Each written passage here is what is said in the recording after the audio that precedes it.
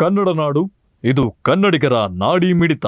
ಸಾಹೇಬ್ ಅಂಬೇಡ್ಕರ್ ಮಹಾರಾಜ್ ಕಿ ಜೈ. ಭೀಮ್ ಕರೆಂಗ ವಿಜಯೋತ್ಸವಕ್ಕೆ ಜೈ. ಜೈ ಭೀಮ್, ಜೈ ಭೀಮ್. ಜನವರಿ 1 ಈ ದಿನವನ್ನು ಬ್ರಿಟಿಷ್ ಆಳ್ವಿಕೆಯ ಚಳುವಳಿಯಾಗಿ ನೂರಾರು ವರ್ಷಗಳಿಂದ ಭಾರತೀಯರ ಪಾಲಿನ ಮೋಜಿ ಮಸ್ತಿಗಳ ದಿನವಾಗಿ ಆಚರಿಸಿಕೊಳ್ಳುತ್ತಿದೆ. ಆದರೆ ಜಗತ್ತಿನ ಶ್ರೇಷ್ಠ ಇತಿಹಾಸ ಪರಿಣಿತರಾದ ಬಾಬಾ ಸಾಹೇಬ್ ಬಿ ಆರ್ ಅಂಬೇಡ್ಕರ್ ಅವರ ಭಾರತೀಯರ ಪಾಲಿಗೆ ಇದೊಂದು ಚರಿತ್ರಾರ್ಥ ದಿನವೆಂದು ಘೋಷಿಸಿದ್ದರು. ಡಾಕ್ಟರ್ ಬಿ ಆರ್ ಅಂಬೇಡ್ಕರ್ ಅವರು ಲಂಡನ್ನಲ್ಲಿ ಗ್ರಂಥಾಲಯದಲ್ಲಿ ಇತಿಹಾಸ ಮಗ್ನರಾಗಿ ಓದುತ್ತಿರುವಾಗ ಬ್ರಿಟಿಷರು ಭಾರತದಲ್ಲಿ ನಿರ್ಮಿಸಿರುವ ಸ್ಮಾರಕ ಸಾಕ್ಷಿಗಳ ಕುರಿತು ಪುಸ್ತಕವೊಂದರಲ್ಲಿ ಇತಿಹಾಸ ಗರ್ಭದಲ್ಲಿ ಹುಟ್ಟು ಹೋಗಿದ್ದ ಸತ್ಯವೊಂದನ್ನು ಅಕ್ಕಿ ತೆಗೆದರು. ಬ್ರಿಟಿಷ್ ಈಸ್ಟ್ ಇಂಡಿಯಾ ಸೆಳೆದ ಬ್ರಿಟಿಷ್ 3ನೇ ಬಾರಿ ಯುದ್ಧ ಸಾರಿದ ಕೇವಲ 500 ಮಹಾರ ಸೈನಿಕರು 28,000 ಪೇಶ್ವೆಗಳನ್ನು ಕೇವಲ 12 ಗಂಟೆಗಳ ಹಿಮ್ಮೆಟ್ಟಿಸಿ ರಾಜ ಬಾಜಿರಾಯನ ಯುದ್ಧ ಭೂಮಿಯಲ್ಲಿ ಓಡಿಸಿ ವಿಜಯ ಪತಾಕೆಯನ್ನು ಆರಿಸಿದ ದಿನ ಈ ವೀರ ಮಹಾಸೈನಿಕರ ದಿನವನ್ನು ಇವತ್ತು ನಾವು ಎಲ್ಲ ಇವತ್ತು ಆಚರಣೆ ಮಾಡ್ತಿದ್ದೀವಿ.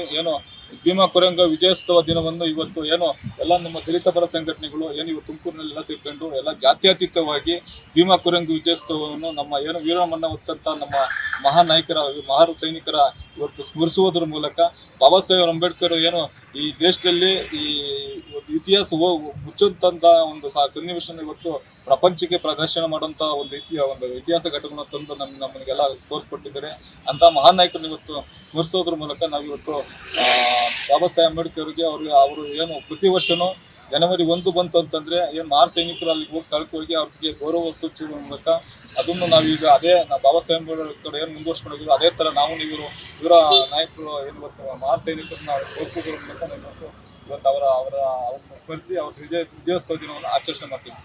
ಭೀಮಾ ಕೊರೆಗಾಂವ್ ವಿಜಯೋತ್ಸವದ ಶುಭಾಶಯಗಳನ್ನ ಹೇಳ್ತಾ ಬಾಬಾ ಸಾಹೇಬ್ ಅಂಬೇಡ್ಕರ್ ಅವರು ಈ ಒಂದು ಯುದ್ಧದ ಎಲ್ಲ ಸಂಪೂರ್ಣ ಸಾಕ್ಷ್ಯಾಧಾರಗಳನ್ನು ಒದಗಿಸಿ ನಮಗೆ ತಿಳಿಸ್ಕೊಟ್ಟಿದ್ದಾರೆ. ಅವರಿಗೆ ಮೊದಲನೇದಾಗಿ ನಾವು ಭೀಮಾ ವಂದನೆಗಳನ್ನ ಸಲ್ಲಿಸ್ತೀವಿ.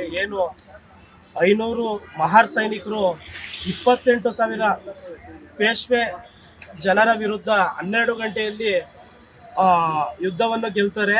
ಆ ಒಂದು ಯುದ್ಧ ಗೆದ್ದ ದಿನವಾಗಿ ಜನವರಿ 1 ಭೀಮಾ ಕೊರೆಗಾಂವ್ ವಿಜಯೋತ್ಸವ ದಿನವನ್ನಾಗಿ ಆಚರಿಸೋಕ್ಕೆ ನಾವೆಲ್ಲರೂ ಸಂತಸ ಪಡ್ತೀವಿ. ಅದ್ರ ಜೊತೆಗೆ ಶೈಕ್ಷಣಿಕವಾಗಿ, ಸಾಮಾಜಿಕವಾಗಿ, ರಾಜಕೀಯವಾಗಿ, ಆರ್ಥಿಕವಾಗಿ ಈ ಶೋಷಿತ ಸಮುದಾಯ, ಪರಿಶಿಷ್ಟ ಸಮುದಾಯಗಳು ಈ ಕ್ಷೇತ್ರಗಳಲ್ಲಿ ಅತಿ ಹೆಚ್ಚು ಅಭಿವೃದ್ಧಿ ಹೊಂದಿ ಇವತ್ತಿನ ಯುವಜನತೆಗೂ ಈ ಒಂದು ಇತಿಹಾಸ ತಲುಪಿಸ್ಬೇಕು. ಅದ್ರ ಜೊತೆಗೆ ಅವ್ರನ್ನ ಅಭಿವೃದ್ಧಿ ಹೊಂದೋ ಕಡೆ ನಾವೆಲ್ಲ ಸಂಘಟನೆ ಪದಾಧಿಕಾರಿಗಳು ಹೆಚ್ಚು ಗಮನ ಹರಿಸಬೇಕು ಅಂತ ಹೇಳ್ತೀನಿ. ನೀವಿನ್ನು ಕನ್ನಡ ನಾಡು ವಾಹಿನಿಯನ್ನ ಸಬ್ಸ್ಕ್ರೈಬ್ ಮಾಡಿಕೊಂಡಿಲ್ವಾ? ಈಗಲೇ ಸಬ್ಸ್ಕ್ರೈಬ್ ಮಾಡಿ, ಬೆಲ್ ಐಕಾನ್ ಅನ್ನ ಒತ್ತಿ ನೋಟಿಫಿಕೇಶನ್ಗಳನ್ನ ಪಡೆಯಿರಿ.